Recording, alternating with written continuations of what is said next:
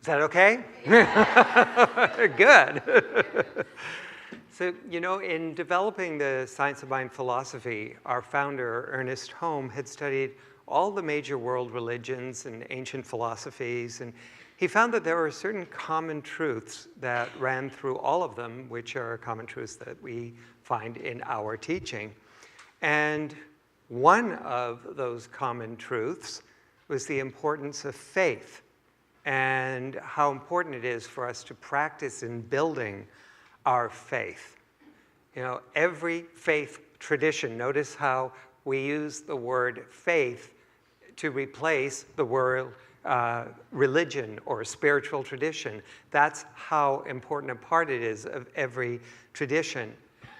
Emphasizes this idea that it is an absolutely important component of having an experience of God and goodness in life. In the teachings of Jesus, throughout the New Testament, you will find many quotes where individuals who came to Jesus and experienced a physical or an emotional healing, whether it be the leper, the blind man, the woman who was hemorrhaging, whether it was the woman who was so ridden with guilt for her past, the errors of the past, the sins of the past, when they came to him for healing and experienced that healing, he told them that it was their faith that had made them whole, that had made them well.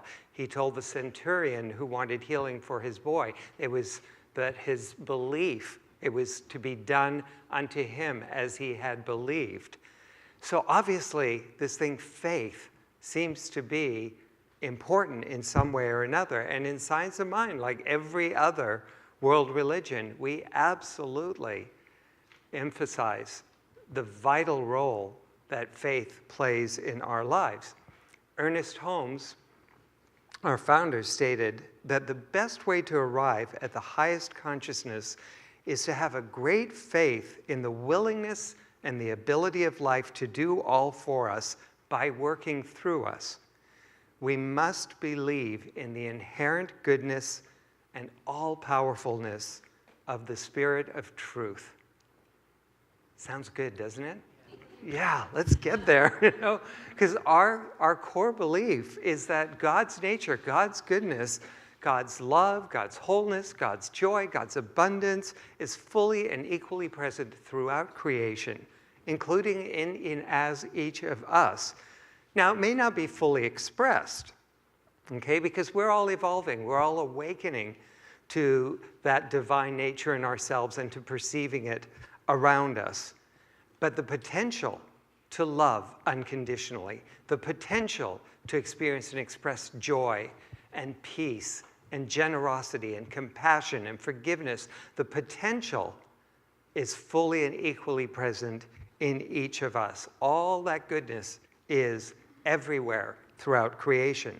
And we teach that the more we can perceive that innate goodness in ourselves and in others, the more we can sense that there's an inherent movement toward goodness in the universe at all times, the more we call forth that goodness into our life experience.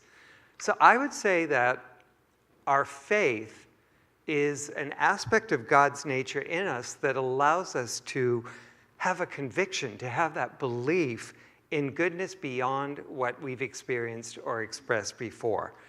Behind every wonderful experience that you have ever created or called forth into your life, behind that, there was some impulse to experience love or joy or physical well-being or abundance or creativity beyond what you had known before, and that was matched by a faith, a belief that somehow that was possible. For every cure, for every new invention, for every healing of a misunderstanding, for every elimination of prejudice, every peaceful resolution to discord in the world, there's been a sense of a greater possibility for goodness beyond what happens to be going on in the moment.